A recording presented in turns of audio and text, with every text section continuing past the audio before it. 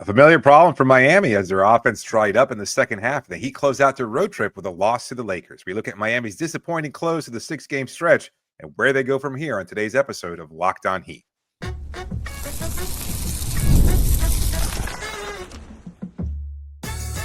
You are Locked On Heat, your daily Miami Heat podcast, part of the Locked On Podcast Network, your team every day. All right, welcome to Locked On Heat, your daily podcast on the Miami Heat. Whether you're tuning in on YouTube or your favorite podcast app, thanks for making Locked On Heat your first listen every day. I'm Wes Goldberg here with David Ramill.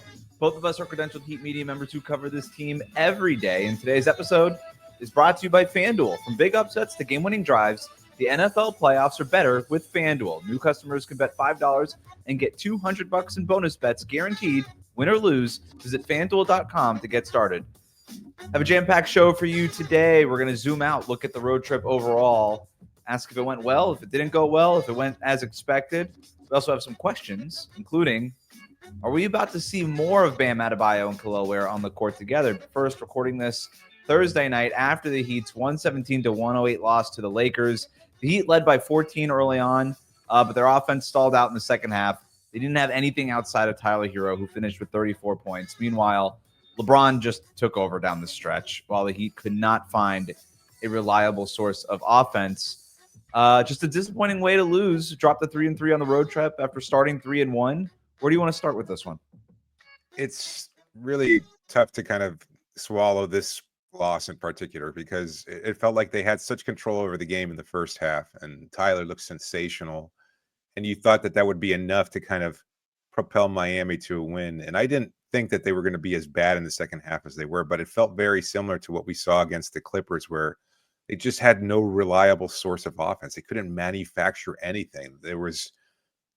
They had some open looks, but every time the ball, every time they had a possession, it just felt like they just didn't know exactly what to do or how to kind of make those shots fall. And it just was very, very bizarre. And look, Tyler started off really well, and not knocking him at all. I mean, he couldn't produce as well in the second half as he did in the first half, but it shouldn't have fallen on him. Like the fact that nobody other than Haywood Highsmith and Nikola Jovic scored 12 points.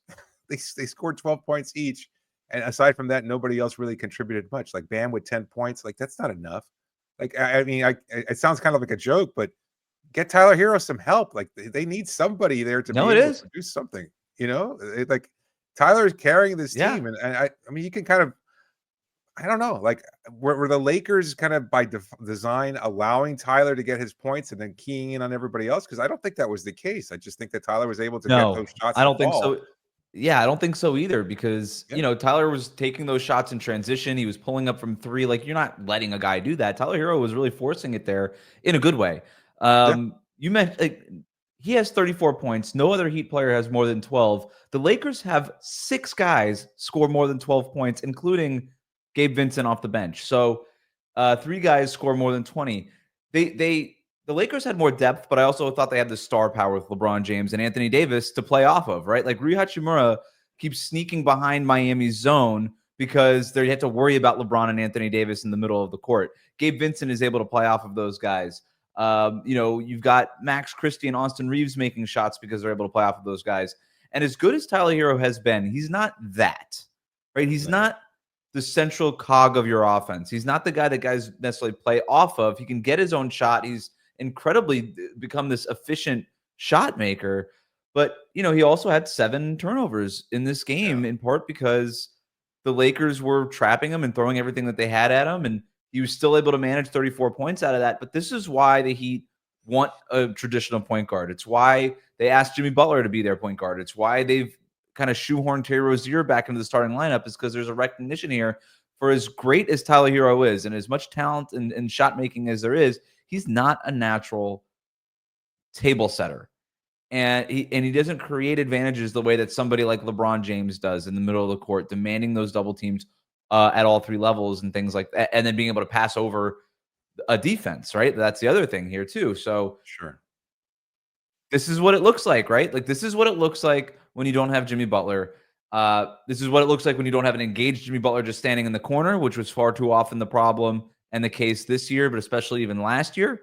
And it's the issue that they're going to have going forward if Jimmy Butler's not going to be part of this team is, okay, how do we get that reliable source of offense? Because you're going to just end up counting on these guys just making shots, and that's not real NBA offense. You need to do something else. You have to get into the layers. It's not sustainable.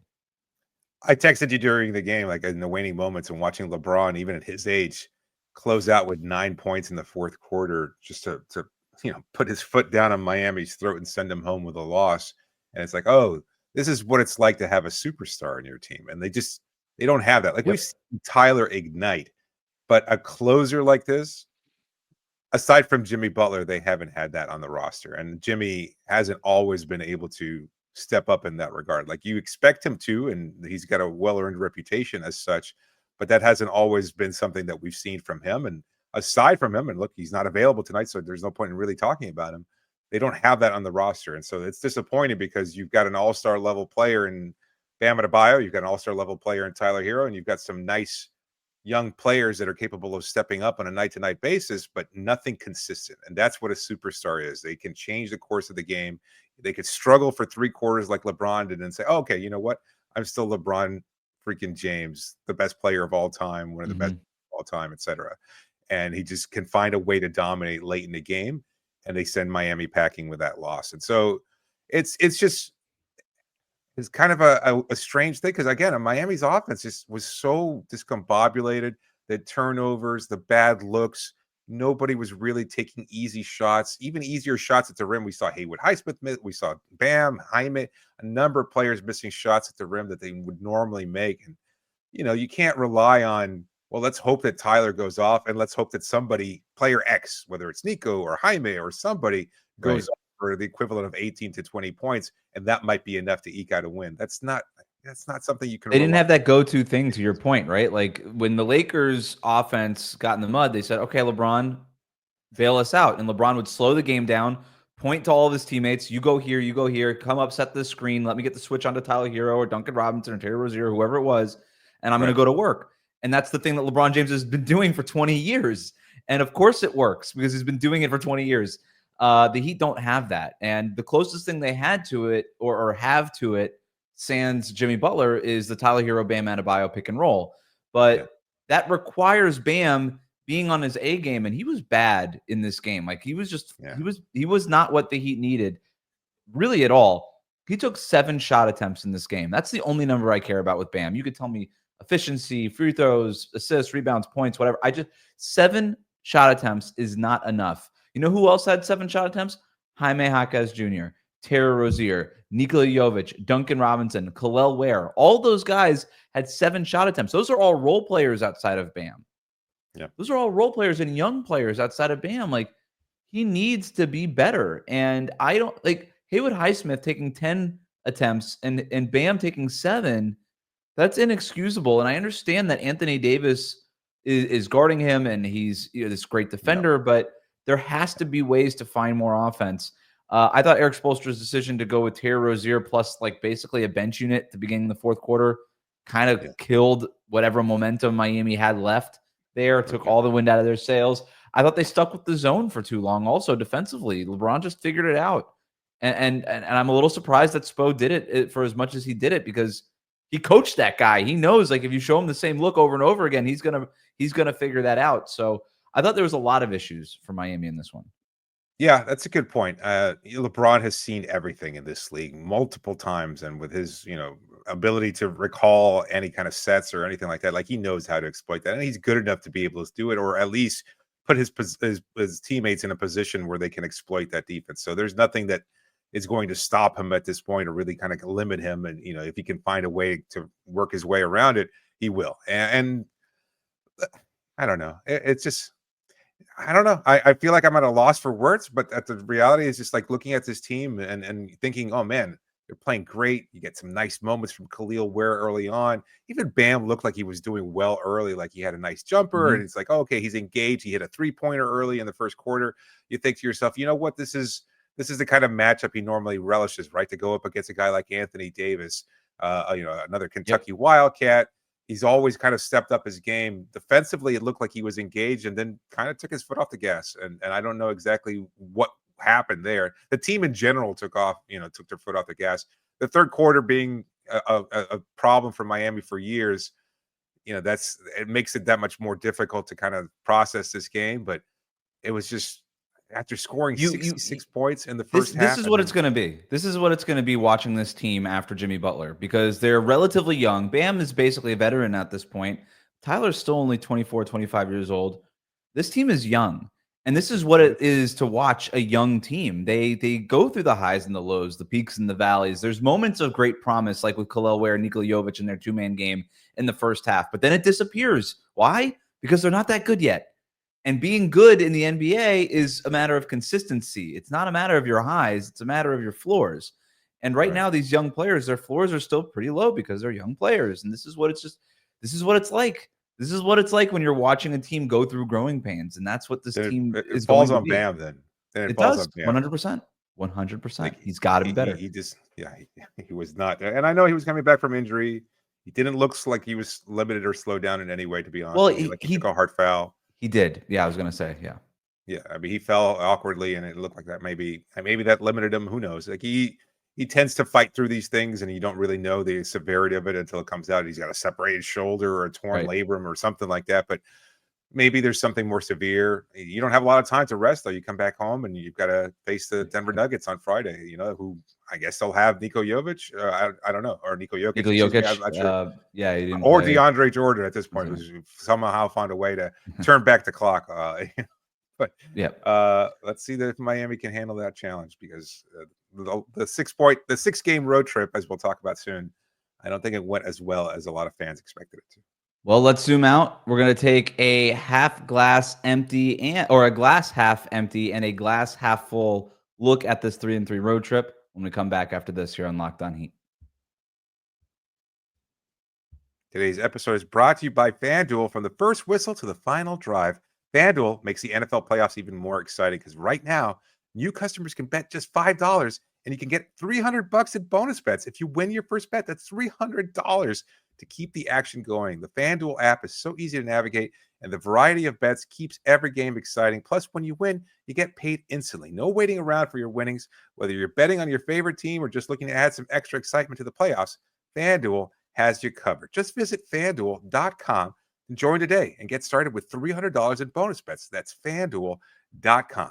Make this playoff season unforgettable with FanDuel, an official sportsbook partner of the NFL.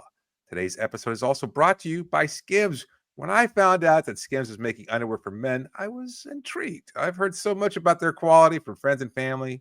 I had to give it a try, and let me tell you, it lives up to the hype. I've always had issues with underwear, whether it's just comfort or fit or just finding the right style. But Skims changed all that. Their men's line offers something for everyone, from boxer briefs to classic briefs, all designed with a perfect balance of comfort and style. I tried the Skims boxer brief, and let me tell you, I am hooked. They are perfect for my lifestyle. They move with me. They never lose their shape, and they stay in place all day. No uncomfortable riding. Whether I'm working out or just running errands, they're the most comfortable and reliable underwear I've ever owned. Plus, the lightweight material feels amazing, almost like you're wearing nothing at all. So shop Skims Men's at skims.com/LockedOnNBA and at Skims stores. Let them know we sent you. After you place your order, select podcast in the survey and select our show in the drop-down menu that follows. We'll be right back. Thanks again for making Locked On Heat your first listen every day. Your favorite NBA team has a free daily newsletter. Introducing the Locked On Heat newsletter, one stop for ultimate Heat and league coverage with local analysis and amazing writing from Katie Heindel, Mike Shearer, and Locked On fantasy basketball tips from Josh Lloyd. Sign up for free now at LockedOnDaily.com. The Heat go 3-3 on the road trip.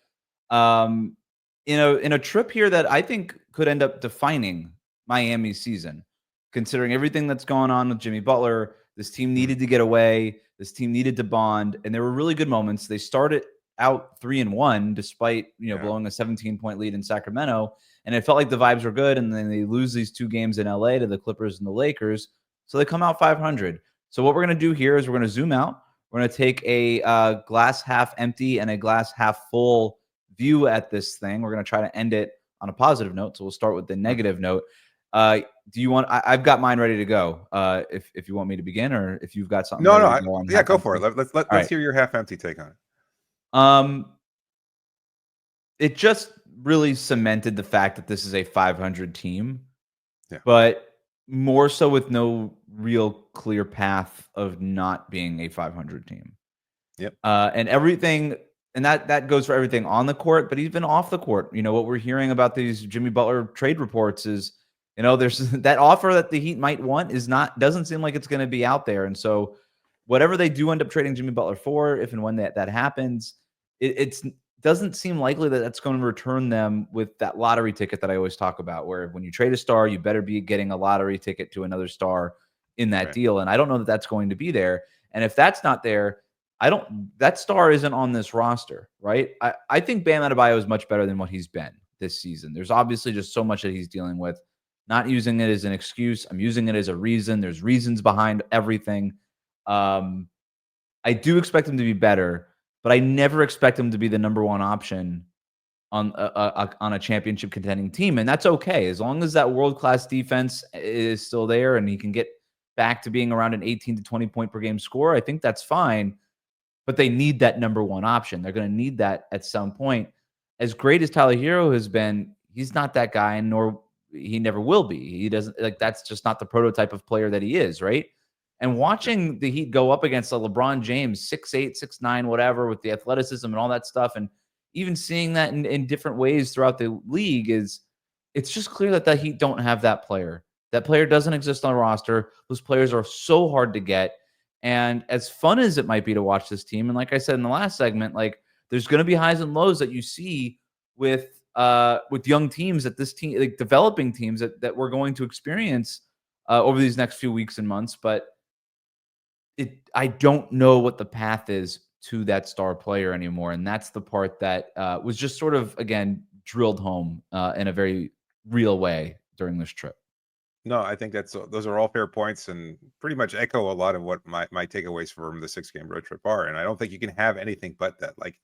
I think what really sticks out to me as far as a negative is concerned is that Bam didn't take that leap. We could point to the absence of Jimmy Butler, and even before that, when Jimmy was on the roster, it's well, you know what? He's got to take his shots. And clearly the offense is geared towards making things easier for Tyler. And, Terry gets his shots in order to find his rhythm, et cetera. But at some point, this feels too similar to Bam, what he was before he became a full-time starter in 2019. That's 5 years ago. Players don't regress like that, right? Especially not all-star level players that just competed for a gold medal in the Olympics. That's just not who Bam is. The expectations for Bam Adebayo were that he was going to take whatever he was able to accomplish over the summer and expand his game, be more aggressive, change and grow to fit the needs of this team. And in fact, he's done the exact opposite. And so it's tough to admit that, but that's the reality. And look, maybe, again, to your point, maybe he was never supposed to be the first option, and that's entirely fine to say. But being this bad also is not acceptable. Right, yeah. You can't go from one extreme to the other. He's made a three-pointer in 5 straight games. So there's that. Great. It's sort of a micro. One of his 3 made field goals. Right? Yes, one of his 3 made field goals of his 7 attempted shots. That's not going to do it. So that's and then overall, then to your point, also the fact that this is just a 500 team. In the context of, if you had asked me at the start of the road trip what I thought the team would have gone, 3-3 probably would have been pretty good. But for them to have the lead in Sacramento and then blow that and then win 3 straight games makes it much more disappointing. And because there was dramatic beat the Clippers. Swings. Yeah. There was dramatic swings in this trip, but again, when you zoom out, it is exactly what this team has always been, with or without Jimmy Butler. You beat the bad teams and you lose to the good teams. The Sacramento Kings are a good team now. They just put a 7-game win streak together. The Clippers are good. The Lakers are in playoff position. Those are the teams they lost to, right? Regardless of the blown leads or whatever. Again, dramatic swings, but they lost to the good teams and they beat the bad teams. They beat Portland, Golden State, and Utah. Those are the teams that are out of the playoff picture. This is just who this team is, and they keep telling you, and they keep trying to bait and switch you, right, with these 17-point and 14-point leads that they end up blowing and all this stuff. But when you just look at what the facts are and the data in front of you, it's, yep, this is a team that's right in the middle of the road that does a really good job of beating the teams that are supposed to beat and doing a really good job of losing the teams that are better than them. and that's all they are. And that's what they've been for 2 years outside of basically a run in the 2023 finals. They could have gone 5-1. Really quick. Sorry, I just feel like they could have gone 5-1. But they don't. Like the That's the Sacramento point. game. You're right. You're absolutely they right. always could have. Absolutely. That's literally the point. They're good enough to go glass half full, but they always go 3-3. Glass half full is that I do believe that the team did find a way to kind of bond together, for better or for worse. Like, maybe it doesn't mean anything, because if you're not winning games, it doesn't really ultimately matter if you get along off the court or anything like that. But to be able to kind of put the distractions of Jimmy aside and just kind of focus on the guys in the locker room, as I mentioned before the road trip started, I thought that was crucial for this team and was going to define what they were. But it didn't really change much in terms of the overall record. But I think that they were able to kind of get some kind of relief from that. And unfortunately, it looks like that's going to be very short term, because they're probably going to welcome Jimmy back on Friday against the Denver Nuggets. And who knows, and maybe that'll ramp up the anxiety levels once more. And we'll see whether or not things start to fall apart from a kind of emotional perspective. My half full is when you're rebuilding, revamping, whatever terminology you want to use. You're looking for building blocks, and it looks, even if they're not going to be stars, it looks like Nikola Jovic and Kel'el Ware are building blocks. Kel'el Ware has really turned a corner over this last week or so, and at least the last 2 weeks, really. And even Nikola Jovic is starting to get a little bit more consistent and find sort of his voice on the team. But what I really love is their two-man game. Like, their two-man game was a big reason why Miami got up double-digit points in this game against the Lakers. There was a Jovic lob to Ware. There's three straight possessions where Miami scored on that two-man game. Jovic found the Ware for the lob. Then Ware pitched it to Nico, set a screen. Nico hit a three-pointer, and then Nico found Ware on a bounce pass on for a pick-and-roll finish. And then a few possessions after that, it was like 2 or 3 possessions, Nico dumped it off to Ware on the baseline, and they just have this chemistry, and it just feels like Nico is just going to throw it up to Ware no matter what. Like, he's just, it's F it, here you go. He's 7 feet tall, huge wingspan, broomstick, kind of just puts the ball in the basket. And I'm for it. I'm here for it. And it, kind of doing the comparison between Kel'el Ware and Bam Adebayo, we'll talk about that here in a little bit, but it just does seem like these ball handlers are a little bit more comfortable throwing it to Ware when he's amongst the trees versus Bam, who just is undersized in a lot of those matchups, where Ware clearly has that size advantage. So yeah, I think my half full thing is that's something that they can build on, and maybe it can become maybe not a staple of their offense, to kind of go back to our earlier point, but on the menu, as Eric Spoelstra likes to say so much. But we did get a glimpse of Bam Adebayo and Kel'el Ware together for 31 whole seconds in this game. There were some good things in those 31 seconds that could lead to even more seconds of them on the court together in the future. We'll break that down after this here on Locked On Heat. Today's episode is brought to you by Robinhood Gold. With Robinhood Gold, you can enjoy the VIP treatment, receiving a 3% IRA match on retirement contributions. The privileges of the very privileged are no longer exclusive. With Robinhood Gold, your annual IRA contributions are boosted by 3%. Plus, you also get 4% on your cash and non-retirement accounts. That's over 8 times the national savings average. The perks of the high net worth are now available for any net worth. The new gold standard is here with Robinhood Gold. To receive your 3% boost on your annual IRA contributions, sign up at robinhood.com/gold. Investing involves risk. 3% match requires Robinhood Gold at $5 a month for 1 year from the first match. Must keep funds in the IRA for 5 years. Go to robinhood.com/boost. Over 8 times the national average savings account interest rate. Claim is based on data from the FDIC as of November 18, 2024. Robinhood Financial LLC, member SIPC. Gold membership is offered by Robinhood Gold LLC. We'll be right back.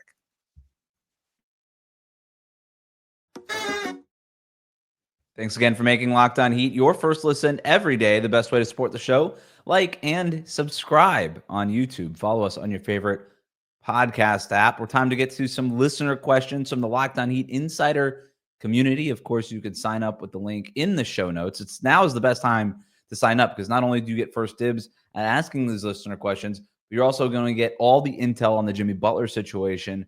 You're going to get everything from national reports, so you don't have to go digging through Twitter or through Google or whatever to go find that stuff. We'll send it right to you whenever anything is pertinent and important. We'll send that right to you via text message, the subtext messaging platform. We're also going to include our own reporting and our own reads on the whole situation. Going to have a new report dropping Thursday afternoon on some of the stuff that I've been hearing about Jimmy Butler behind the scenes. So sign up now, free for 14 days. Cancel after that at any time. It goes to $4.99 a month after those 14 days. But now is the time to sign up. I'm going to hit you with 3 questions right off the top because they all have something. They're all pretty similar. Malachi writes in, what's the point in having a 7-footer in Ware when you don't let him play bigger opponents like these Lakers? They were bigger than us. I would have played Bam and Ware together in the 4th and let Bam guard LeBron and let Ware come in and guard Anthony Davis because whoever we had on LeBron in the 4th was getting smoked every time. William B. writes in, how much longer is it going to take for Spo to realize Ware needs to start? This is getting ridiculous. The kid shouldn't be able to. The kid should have been able to finish the game. This game was lost when Ware got benched. Jonah writes in, do you think Spo was actually going to use that Bam and Ware lineup, or was it like a little tease similar to when they were in for 1 second in the inbounds pass? So a lot of Bam and Ware questions, David. I like that we're combining Bam and Ware into Bear there. Like that should be the Bear positions. That's mostly me. That's mostly me just trying to get through a podcast at 1 a.m. for like the umpteenth time in 2 weeks. Yes. So, but yeah, we just call it the Bear lineup. We saw the Bear lineup for 31 seconds at the end of the first half, and I was surprised to see it. I don't really know what Spo's reasoning was. We're not obviously there in LA to ask him about it. I wonder if he will be by the time we're done recording this. But they played for 31 seconds. It was essentially 2 possessions at the end of the first half. First one was a Lakers possession. Anthony Davis basically blows right by Kel'el Ware, gets to the basket for an easy layup. All right, I was like, oh, that's interesting. And then on the next possession, it was Miami's possession. Kel'el Ware gets baseline. Anthony Davis goes and guards him. LeBron ends up guarding Bam. Bam gets a decent look from sort of his sweet spot and from the free throw line. It kind of bounces off the front rim. Kel'el Ware almost gets the rebound there, but then the clock expires and they go into halftime. But you sort of, in that moment, kind of saw what it could be. I'm actually more intrigued by what it could be offensively than defensively because Kel'el Ware there's still going to be learning curves defensively for him.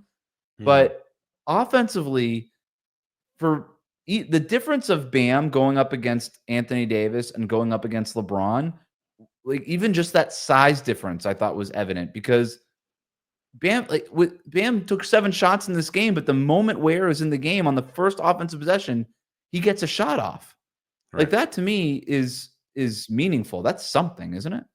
Yeah, I think so. I think I don't know why Spo's being reluctant at this point. Like I think we've seen in large enough sample size. We had talked about that being something that maybe they would break out on occasion over the 6-game stretch, and not the pairing necessarily, but just giving him more opportunity, seeing whether or not he can continue to develop and continue to shine. And I think he's earned the right. Like with Spo, so often it's not just what we see on the court in games; it's what they do behind the scenes. Is he putting in the work, and how is he responding, and things of that sort. And I realize also, like we talked about on a number of occasions, there really isn't a backup center. He is the backup center, and you can't really rely on Kevin Love. But as you pointed out on a number of occasions, the Cleveland Cavaliers run their 2 big lineup with Jared Allen and Evan Mobley, and it works just fine. And they're winning a hell of a lot of games, much more than Miami has. And they don't have another center. They sometimes play, was it Dean Wade or George Niang as the ersatz center in those situations. So you could go with Nico if you have to, if either of those 2 players gets into foul trouble. But like, just do something different.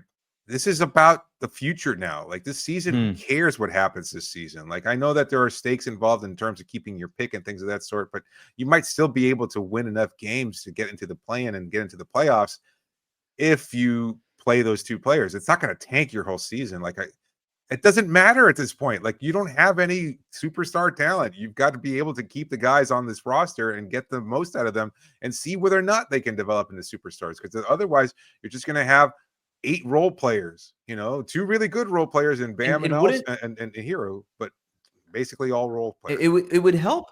It would help Bam to play next to a center. Like help your superstar player get out of whatever rut this is. We're halfway through the season. This is more than just a shooting slump to start the season, which happens. He's in a rut. There's wear and tear, whatever reason it might be, it's on this coaching staff. And they've talked, we got to find ways to get Bam more involved, get him the shots that he wants. Here's a way. Get the center off of him. Get the guys who have 2, 3, 4 inches routinely over him off of him and let him go against guys who are 6'7", 6'8", more his size. That's going to change a lot, just like we saw in that one possession. That's one way. I also think, again, if that Nikola Jovic, Kel'el Ware thing, that's not going to be your offensive staple, but it's a menu item that you like, right? It's the spinach dip. It's reliable. You know what it is. It's there, and you know it's there, and you like it. Put that in the starting lineup.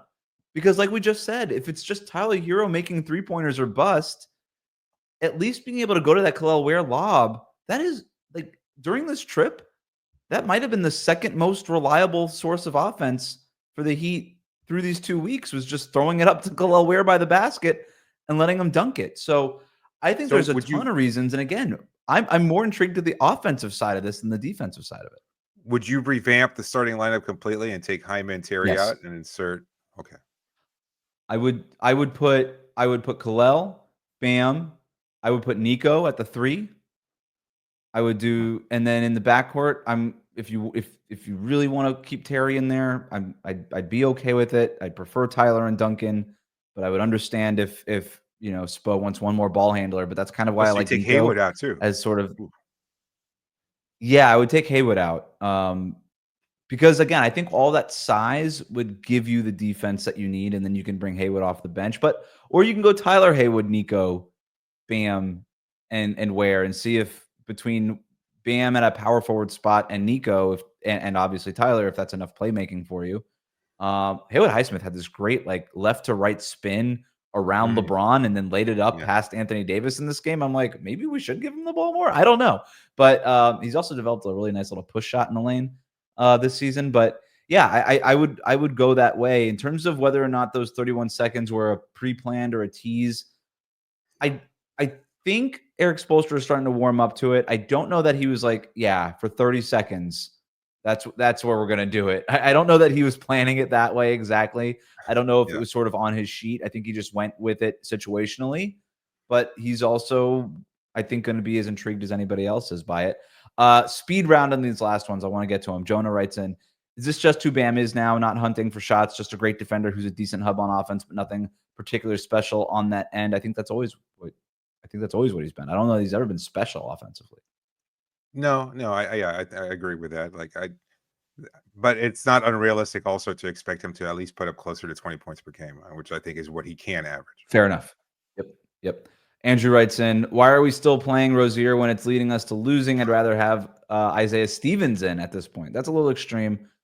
Stevens is going to get roasted defensively. I don't know that this team can afford that at the point of attack. But they have to play Terry Rozier. I just don't know why he's starting and why he's playing so many minutes in these fourth quarters. But he also only played 24 minutes in this game. He had the least amount of playing time out of every starter. And so maybe that's a sign that Eric Spoelstra is starting to pull back a little bit.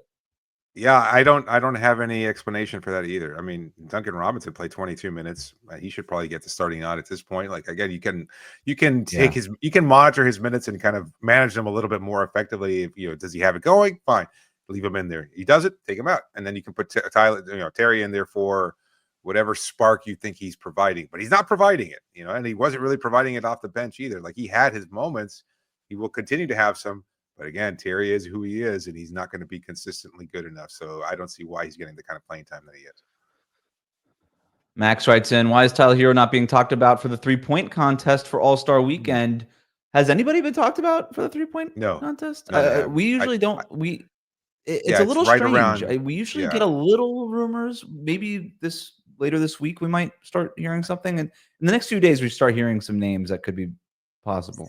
I would imagine. I'm trying to think if there's anything else. Like, obviously the fires and the tragedy of that probably has taken a lot of the joy in the NBA community out of kind of like even starting to look forward to San Francisco. But it feels like, I don't know, maybe I know I certainly feel this way. I feel like less interested in the All-Star Weekend than I have in a long, long time. Like, I have no plans on attending.